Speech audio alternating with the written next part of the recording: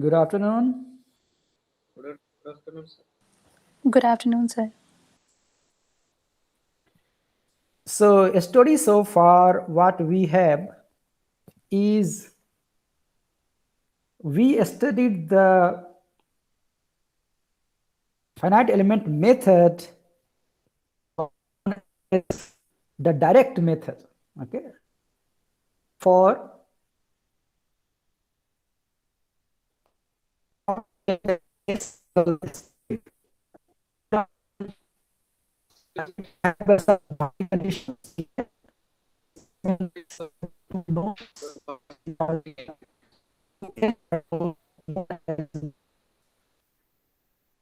and some force will be given.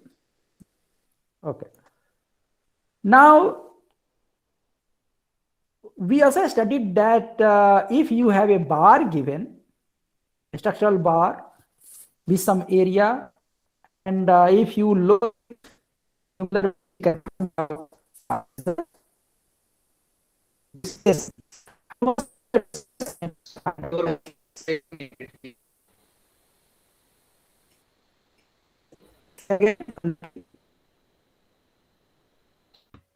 Sir, your voice is not clear.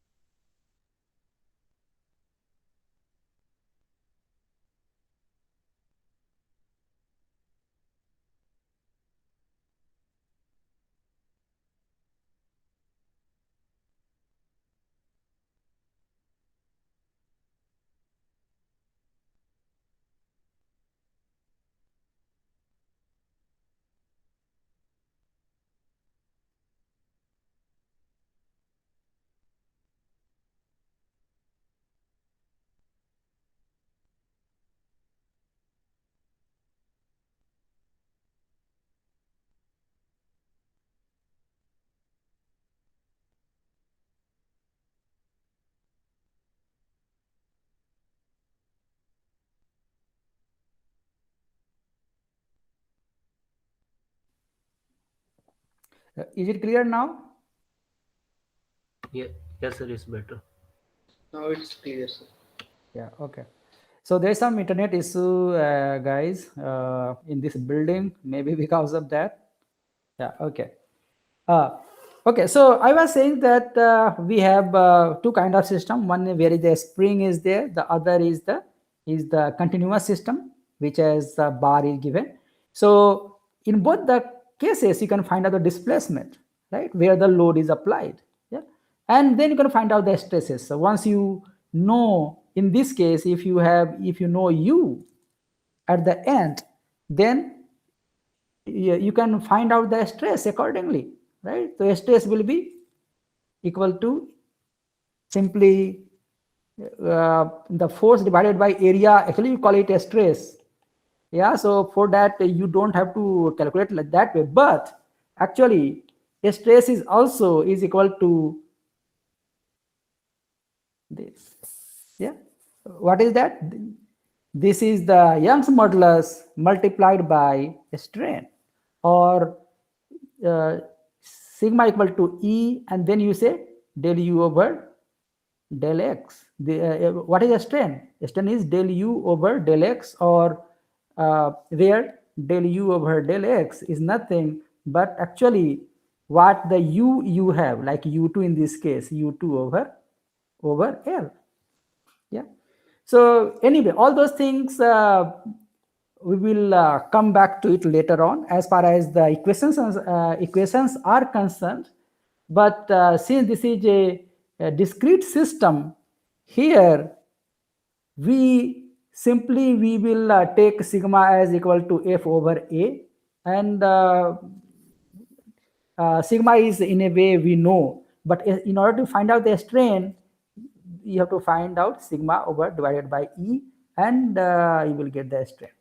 Anyway, since this is the finite element analysis, you are not only concerned with the displacement, or finally we have to find out what the stresses are. Yes, stresses are important quantity that we have to relate with what is the breaking strength or yield strength and so on, right? So accordingly, we have to know this one.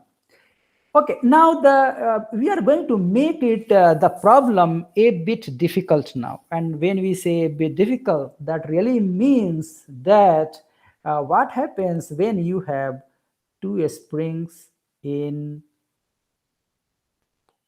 series. Yeah. So let us say we have K1, this is K2. And then you have to find out what is, this is the U1 is equal to 0. In this case, then this is U2, and then this is U3. And then there may be force also applied. This force will be F2. This will be F3 force. Yeah. If that is the arrangement, then the question is, how do you deal with it?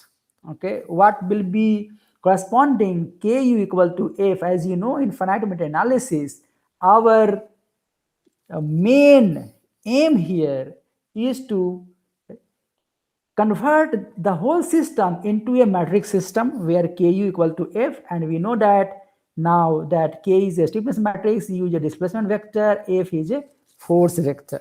So for if we had only one spring, then we knew that this was just 2 by 2, U was 2 by 1, and F was 2 by 1. But now, how many degrees of freedom it has? We have 1, 2, 3. So we can number the nodes, node number 1, node number 2, node number 3. We can number the elements, this element number 1, this element number 2. So there are 2 elements. So 2 elements. And we have 3 nodes. Yeah. So degree of freedom, how many degree of freedom it has? In this case, every node has 1 degree of freedom, and hence we have number of degree of freedom in this case equal to 3. Okay, so because that element is what? What degree of freedom? Is U. U1, U2, U3 are the 3 degrees of freedom. Okay. Sir, Now, yeah. Sir, if there are n number of elements, can we say that the degree of freedom is n plus 1? Not necessarily. Yeah, you cannot tell that because your problem could be something like this. See here. Like this. Then what happens? How many degrees of freedom you have? In that case, you have, this is nothing but you can, this is equivalent to something like this. This is a spring plus this is spring together, right? Like this. This is, let us say, K1 and this is K2. So what do you see? You see there are 2 elements, right? So element number 1, element number 2. How many nodes you have? You have number 1 node here, 1 node here, 1 node here, 1 node here, basically, right? Because both of them are joined to a single node in this case. So you have 2 nodes. In this case, how many nodes? You have 2 nodes and 2 elements. You can say that in this case, number of nodes equal to number of degree of freedom. Okay, in this case, but not element. Element will not tell you the real picture. Okay. Thank you, sir. So yes, in this case, number of nodes equal to number of degree of freedom. Okay. But I will not write it, so otherwise it will be confusing. You will assume that it's always the case, but it's not like that. Okay, it all depends. Okay, now what we have to do? We have to find out Ku equal to F for 2 element 3 node system. Now we can go back to the original method where we said that what we will do? We will fix others and we will apply a force or a unit displacement we will give, and we will measure the force that we will do. So we want to find out K11, and how will we do? So let us say this is K1, K2, this is 1, 2, 3. K11 we have to find. So what we will do? We are going to fix it. So what? We will fix this. We will fix this. Yeah. And this point we are giving U1 equal to 1. And whatever force is needed, this force is, we call it K11. The force you need to give U1 equal to 1 will be K11, because we need the force at node 1 or degree of freedom 1 when we are giving displacement 1 at node 1 only. So K11 will be what? So you see, this is fixed, this is fixed. So anyway, you will not find anything. I mean, in this case, what is the force? This force, okay, this is the force. So we'll simply will find out K11 equal to K1 multiplied by U1 is equal to K1 multiply U1 equal to 1 equal to K1. So we get K11 equal to K1 simply, right? Okay. Now when we apply displacement equal to 1 here, there will be a reaction force which will be induced here, right? And that reaction force, this force will be equal to what? This will be equal to simply K11 itself. Yeah. And but the opposite direction of this. Yes, the K11, but in the opposite direction. And what is this force? What will this be called? This will be K12. So what I mean to say is K12 will be the force induced at node 2 when you apply any displacement at node 1, right? So you are applying displacement at 1 and measuring the force at 2 is K12 simply. So K12, as we know here, will be equal to minus K11. Why minus? Because direction is negative direction. And K11 is the magnitude we are talking about, right? So this will be minus K11. But you know that K11 equal to K1 actually, right? This K1. And hence it will be equal to minus K1. Okay. Now we want to find out K13. Right, so there will be some value of K13. So K13 will be here, meaning that what? We are applying displacement equal to 1 here and measuring the force. So force here will be same as here, but negative direction. What about this? Can anybody tell what will be the value here? What will be the reaction force in this case? We are fixing this. K1, sir. No, it will not be K1. But it should be 0. It should be 0. Yes, that is correct. So see, there will not be any reaction. Why? Because you are fixing both the ends. So that means what? Remember, when we are doing that, U equal to 0 here, U equal to 0. When both the displacements are 0, then that means there will not be any compression or tension in this spring, and hence there will be no force of both the ends. And hence, that tells you that we can also write this way. You know, we can say like this. We say this K13, right? It will be equal to 0. Yeah. K13 will be 0. Why? Because there is no reaction force. When you apply displacement here, then you get reaction force here, but you will not get any reaction force here. And because of that, you have K13 equal to 0. Right. So far what we did, we got the 3 components already. Yeah. So we got K11, we got K11, we got K12, we got K13. Right. We get K1 minus K1 0. So we got 1. Okay. Now remember that we can always you can follow the same thing. And you can find out your way, but also remember that this K U equal to F, this matrix K is symmetric. K is always symmetric. Yeah, remember that.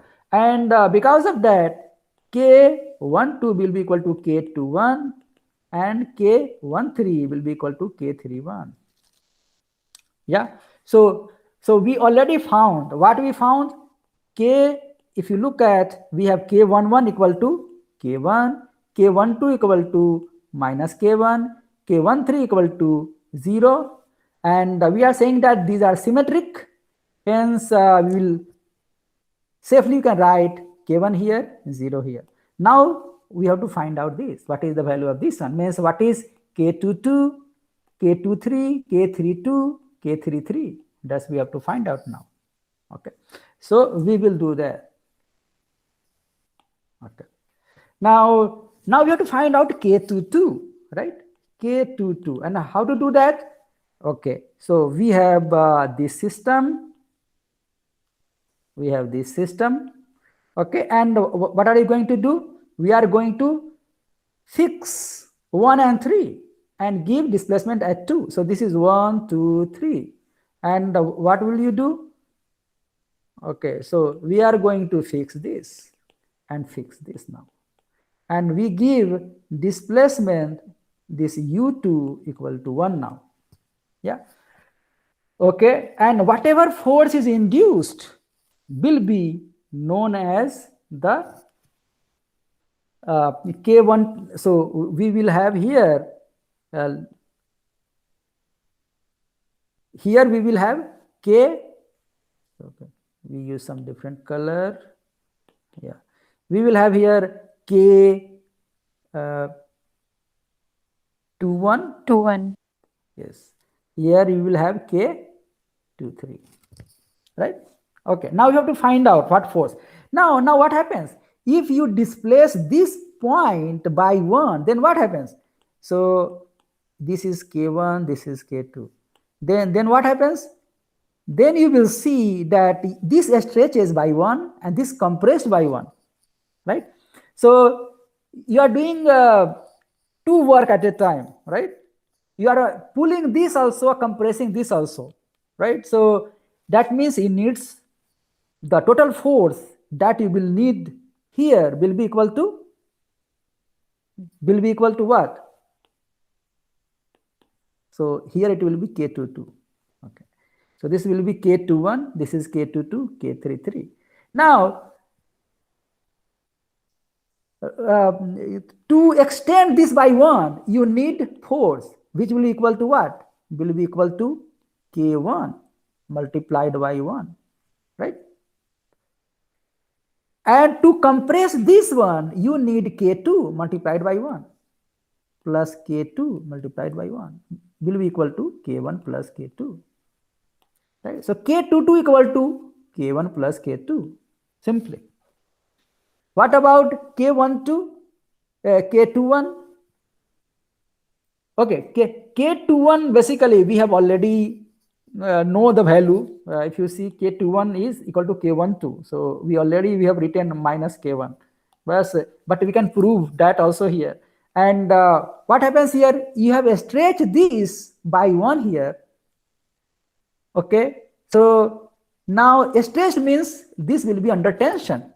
If this is under tension, then what happens? The force here induced will be, N force will be negative direction, and what will be the value? So this will look like this. You have stretched and you will need a force here, right? What will be this force? This force will be equal to minus K1 only, minus K1 multiplied by 1.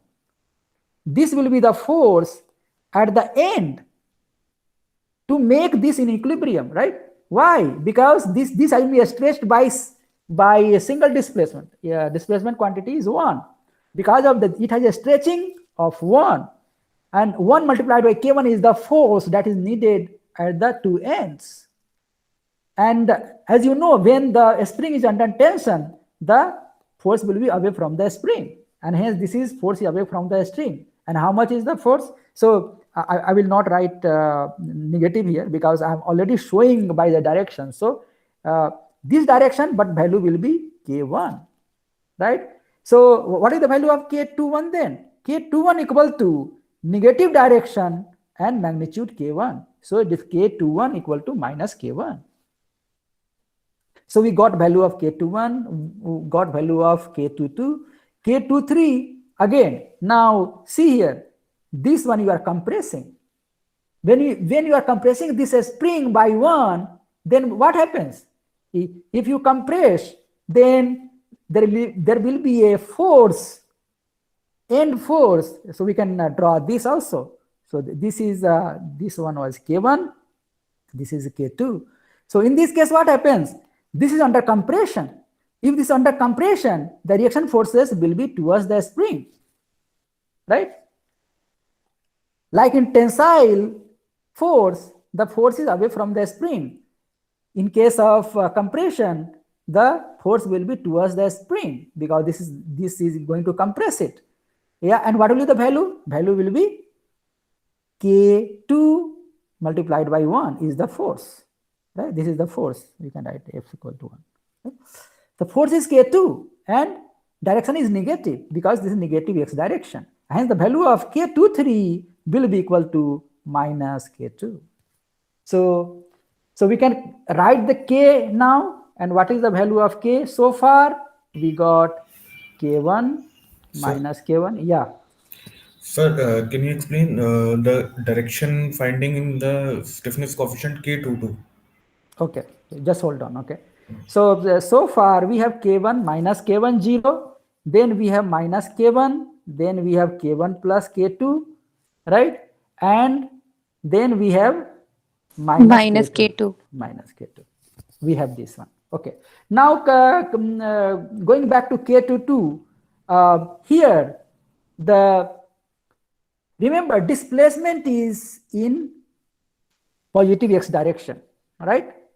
And if you want the displacement, if the displacement you needed in positive x direction, then force also you have to give in positive x direction only. It's not possible that you pull this way and this will go the other direction. It's not possible, right?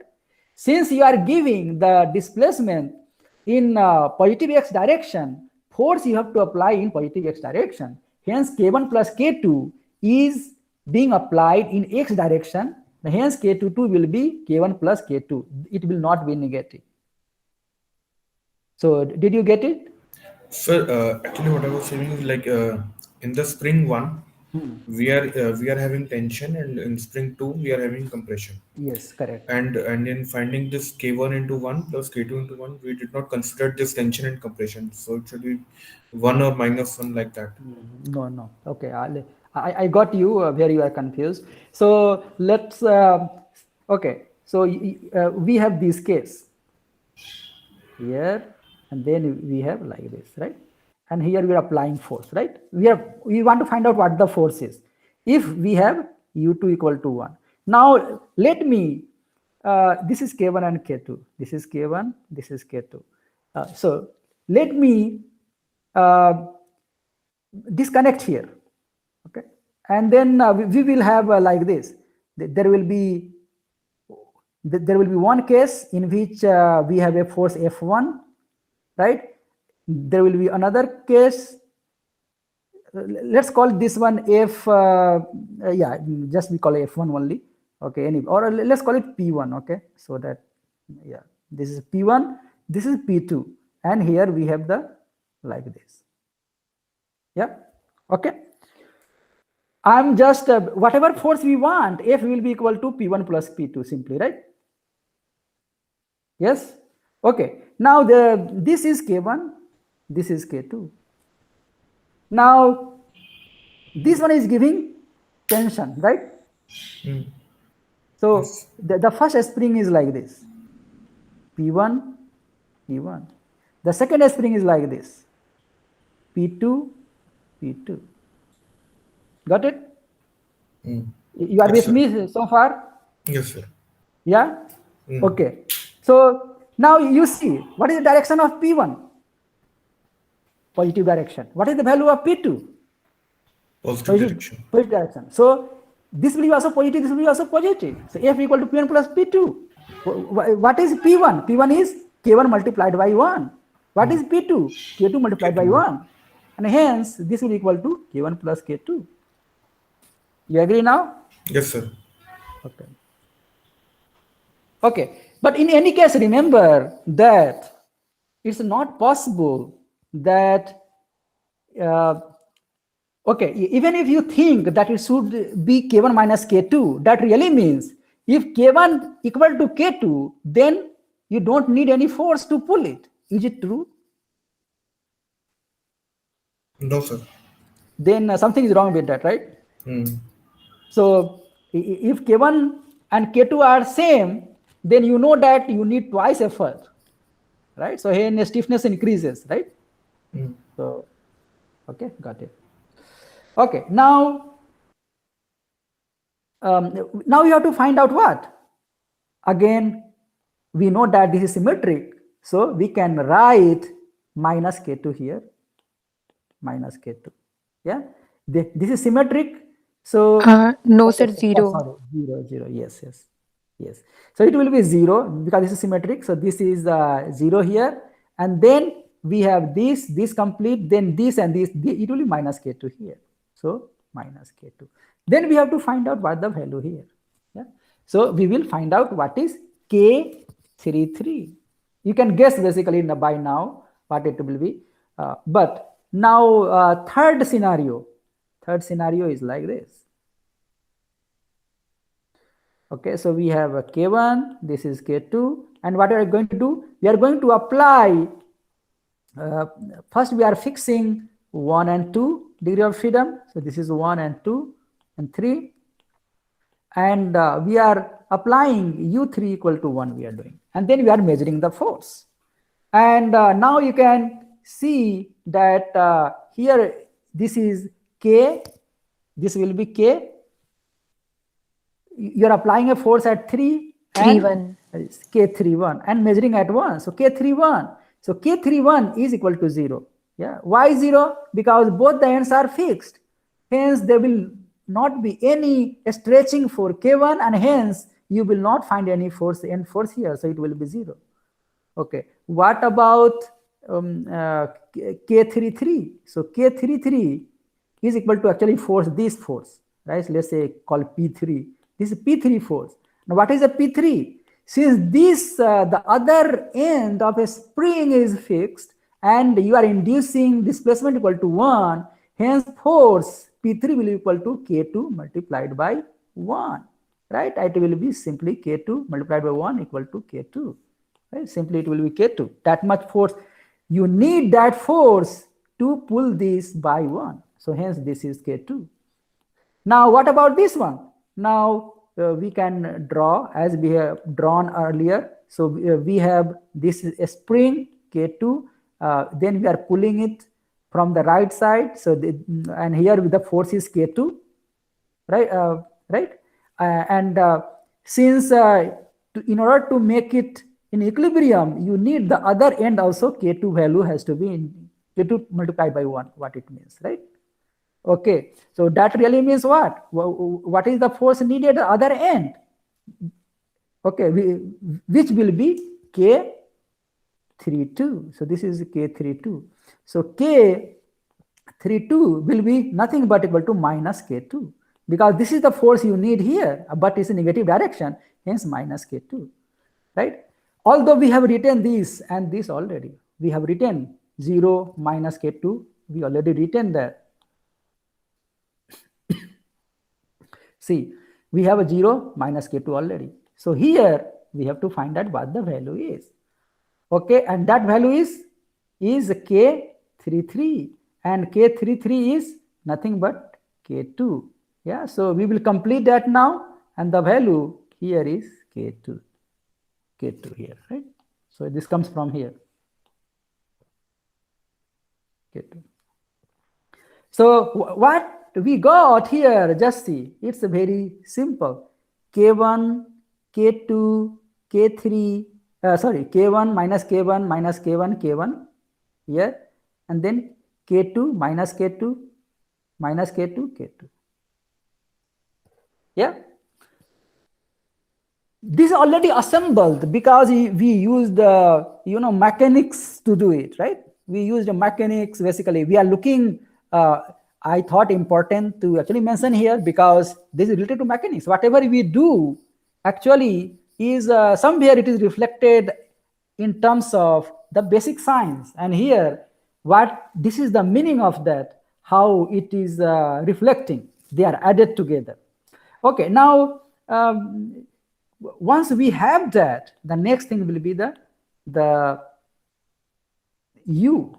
is equal to, you simply write u1, u2, u3, and then you have f, the force vector, which is equal to f1, f2, f3, which are the forces at the nodes, nodal forces. Yeah, so this is individually nodal displacement, nodal forces, displacement matrix, displacement vector, force vector, and then k we know as ku equal to f is the equation that can be solved now to get any to solve any problem. So we can solve any problem. Before that, just to see how you could have assembled it just like this. So you are looking at here, this is 1, this is 2, and this 3, this is k1, this is k2.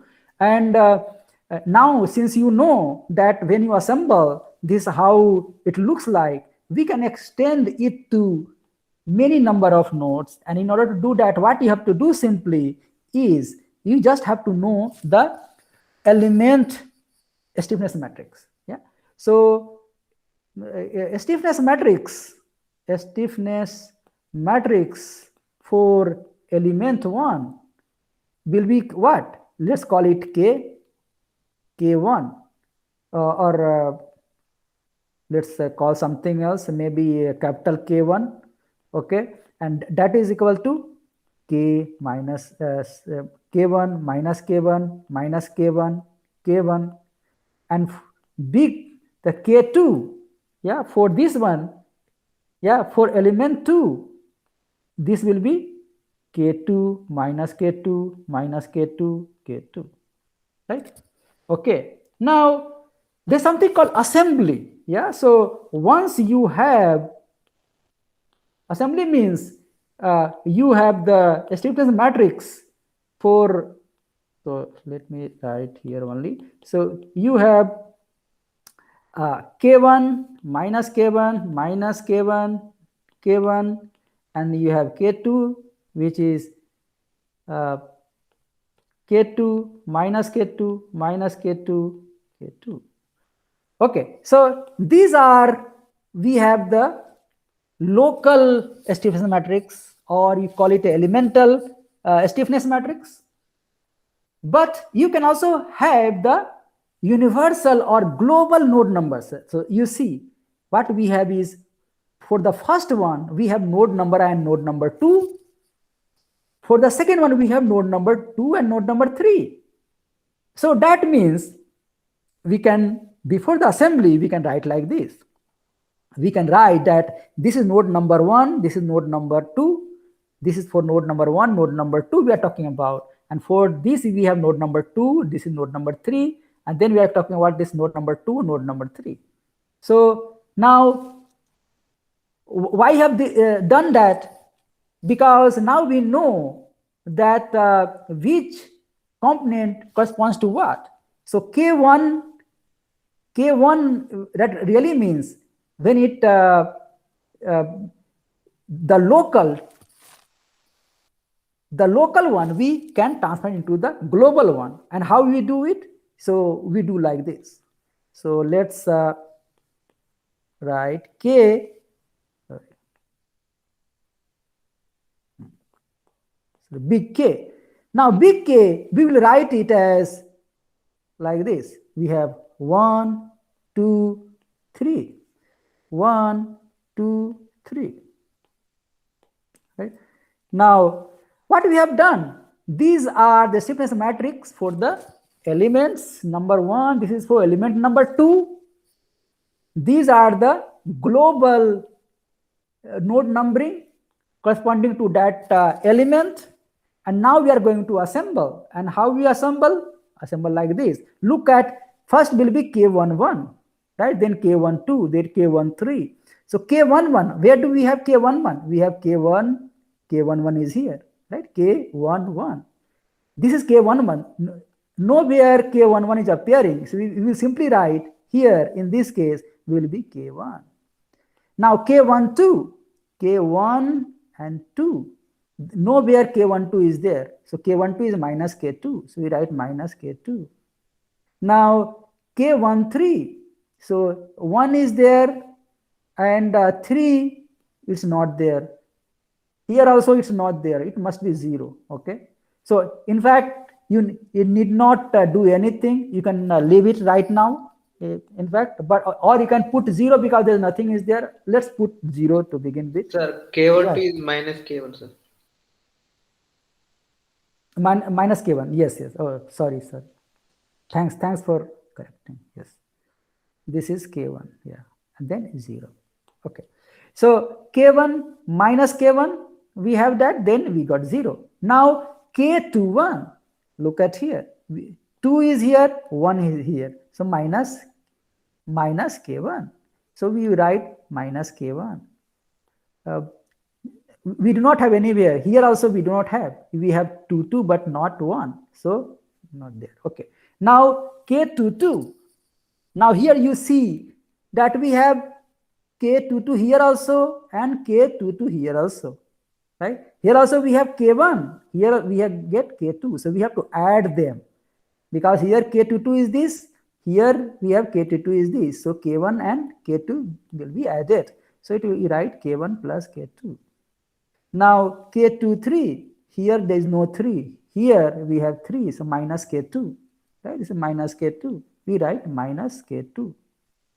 Now 3, 1. Right? So there is no 3 here. But we have 3 here, but no 1, right? So we have 0. We write 0. Now next is 3, 2. So 3, 2. So that means minus K2. We get minus K2. Then we have K33, which is K2. So we have K2. So like this. Yeah.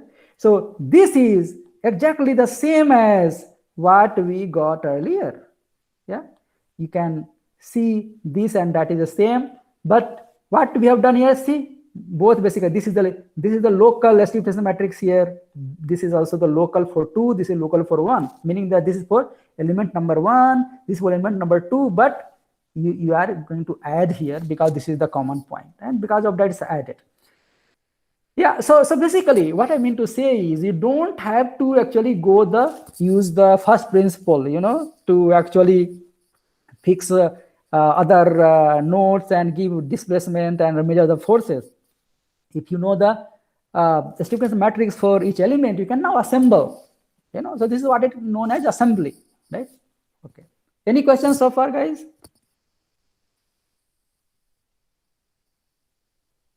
No, sir. Okay. Okay. Now, once you have the assembly, then you can now solve the problem. So you can solve any problem. So let us say we want to solve a problem like this. Most simple one, right? We are applying a force in negative x direction here. Let us say F equal to 5 Newton, right? So like this one. And let's say this is this one is 1 Newton per meter, and this is 2 Newton per meter. Okay, this is 5 Newton is given, and we have to find out what? We have to find out what we don't know. What we don't know is let's reaction force, right? So we have to find out reaction at the fixed end, n equal to what, and displacement of the, let's say call it A and B, of the points A and B. So this you have to find out. So then how will we approach? Using the Feynman method, you will going to first name the nodes. So node number 1, this node number 2, is node number 3. You know this is 3 degrees of freedom. Then we are going to also number the element. This element number 1, element number 2, 2 elements.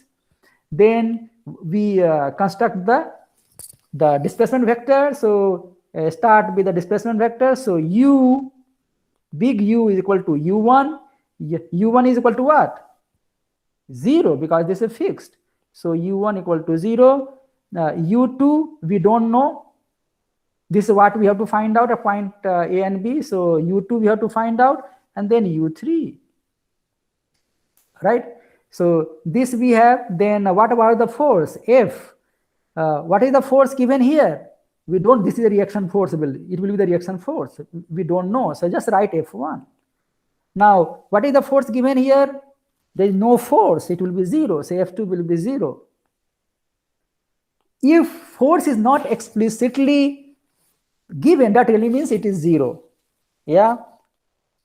Provided it's not fixed. When it is fixed, as soon as you give a value to the displacement, then you don't know what the force is.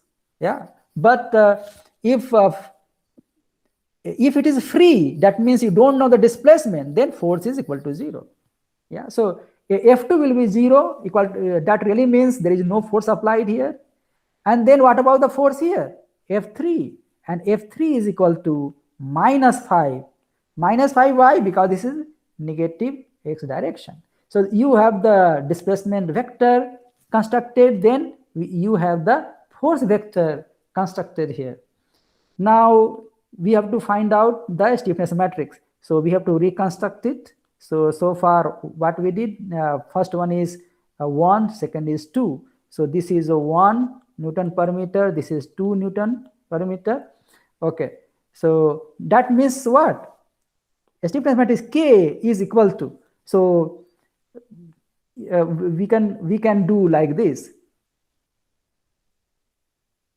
Okay, this is element number 1, this is element number 2, right? And we called it 1, 2, and 3. This is node number. Yeah. So what we will do? We will construct the K1 first. The K1 will be what? K1 will be, you can write just 1 Newton per meter, and then we have 1 minus 1 minus 1 minus 1 1, because what? This is K1, right?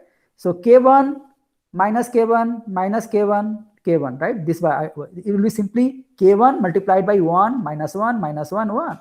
Similarly K2 will be what? K2 will be 2 Newton per meter. So K2 will be 2 Newton per meter, and then you will have 1 minus 1 1 minus 1 minus 1 1. Why? Because it will be 2 minus 2 minus 2 and 2. So this is K2. Now assemble them together. K equal to, we know that the same way what we have done earlier, it will be 1 minus 1 0, right? Then you have minus 1, then 1 plus 2 minus 2 0 minus 2 2, right? Why? Because this is K1 minus K1 minus K1, K1 plus K2 minus K2 minus K2 K2, here 0 0, right? So you will get just like that. So this is the K. Okay, now what is the equation? Equation is like this. Equation is 1 minus 1 0 minus 1 3, then minus 2, right? Then 0 minus 2 2, right? And then you have u1 is equal to 0, then u2, then u3 is equal to, then f1 we don't know, f2 is given 0, f3 equal to -5. This is the equation, right? This you have to solve. And as I said earlier, once you have a 0 here, that means this will not participate, right? Because this will be multiplied to this, will make all 0. So what you do? You first one you don't consider, right? In order to find out u2 and u3, you consider later on when you have to find out f1, but not for u2 and u3 here. So what equation you get? Simply reduced. It will be 3 minus 2 minus 2 2, and then you have u2 u3 is equal to 0 minus 5. Now you have to invert the matrix. You know, inversion, that's why it's inversion is costly, and hence you will see that all the professional softwares, they use some algorithm to invert the matrix properly, you know, and in the efficient manner. So what we get? You get u2 u3 will be equal to inverse of this, right? This will be 3 minus 2 minus 2 2, inverse of that multiply -5. So whatever the value we get, you can find out u2 and u3, or simply in inversion 3 minus 2 minus 2 2 The inverse of that will be simply equal to, what do? You are going to just so interchange it, and then it will be positive for this one. So this will be 2 and 2, right? And multiplied by the determinants. So it will be 2, right? It's correct? Okay, and that will be equal to simply will be 1, 1, 1, 1.5, right? This will be that. So your answer U2, U3 will be equal to 1, 1, 1, 1.5 multiplied by you get 0, minus 5, 0, minus 5, and hence you get simply equal to minus 5, okay, minus 5 and minus 7.5. This is the answer. Okay. Once you know that, then you have to find out the forces, you know, and how to find out the force. Now you know, whichever you have earlier, you have not used the first row, you will use the first row to find out the other value. Now you know U2, you know U3, you know, so you multiply with this, and you get F1 value, right? So F1 is equal to what? This is 0, so multiplied by this, right? Then minus 1 multiplied by U2 will be equal to F1. F1 equal to minus U2. So F1 will be minus U2. You can write here F1 equal to minus U2 is equal to, what is U2? It is 5, minus 5, right? The minus 5, so it becomes 5. So you can check now, F1 is equal to 5, and it makes sense because if you see the original problem, if you have applied force in this direction, then there will be a reaction force which will be the same value but in positive direction. Since this is 5, you get 5 value here. So this is correct. Yeah, and this is how you have solved. Right? So this is the way you approach a finite element analysis. And now the main thing here is the assembly, right? So you can also use some complicated things, right? So let's say your problem is like this now. Let us say. Then what to do, right? So in that case, remember that in that case you are going to number. If you see that this node and this node are together, meaning that it has a constraint, both of them have same displacement, right? That means it's node number 1 only, because only 1 degree of freedom, because both of them have the same displacement, right? So you can club them together, you make only one node, right? Okay. Here also, if you look at node this and this and this, there are 3, looks like there are 3 nodes, but see, all of them always will have the same displacement. That means you can club them together into one node. You can write this as node number 2, right? The whole thing is node number 2, and then you have node number 3, right? And then how to find out? Let us say if it is K1, this is K2 and K3, and if you have to assemble the stiffness matrix in that case, what will you do? K equal to, see, this is 1 between 1 and 2, right? This is 1 and 2, and what do you have? For this one, it is between 1 and 2, right? So you can write like this: 1, 2, 3, 1, 2, 3, right? Let me close this also. So now we are going to write down a stiffness matrix.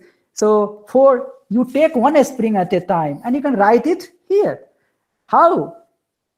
Let us say K1, and this connects what? 1 and 2, right? So 1 and 2, and we know it will look like K minus K, K1 minus K1 minus K1, and like that, right? So we'll write the same way. So how will you write? K1, right? Minus K1, minus K1, K1.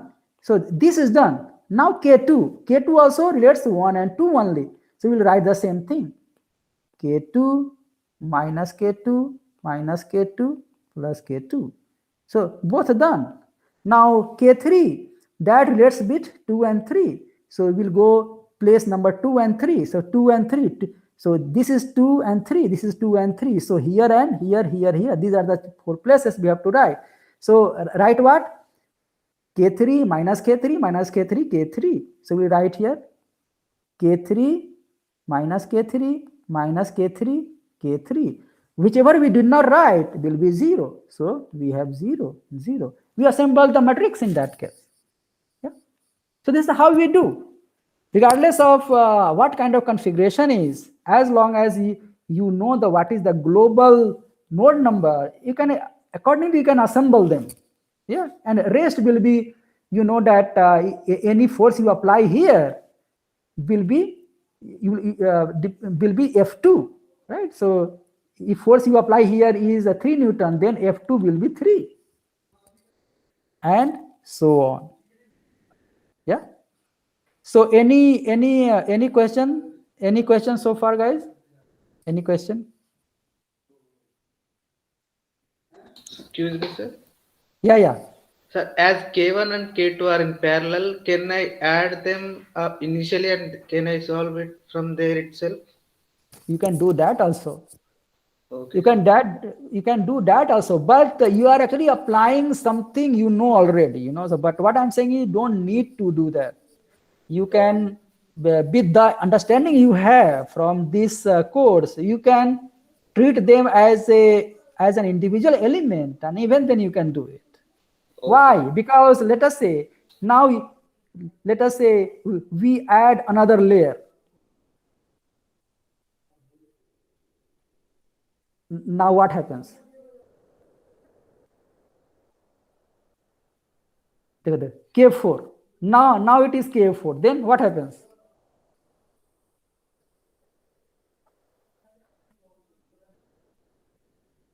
So if it is K4 here, and then it is connected with 1 and 3, right? It is connected with 1 and 3. So we can write accordingly. And how will we write? We can add it. Add what? We can add here.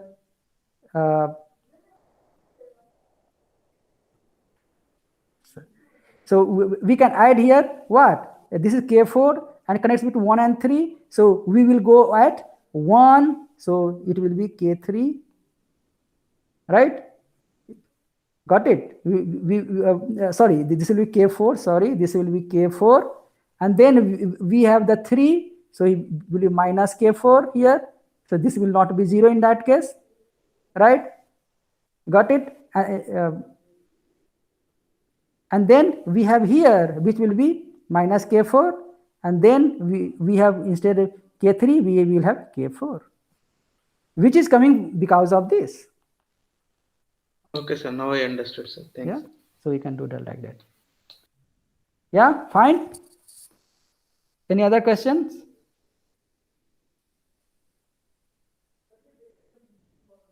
Okay. Okay, guys, if there is no questions, okay. And now we'll see you, I think on Wednesday you have tutorial, right? I think at 6 o'clock or something. Yeah. Yes, sir. Yeah. So I will see you there. So you solve some of the problems that you can solve from chapter 2. Okay. And then I will see you there. Okay, Thank guys. you, sir. Thank you, sir. Okay. Okay, see you. Thank you, sir. Thank you, sir.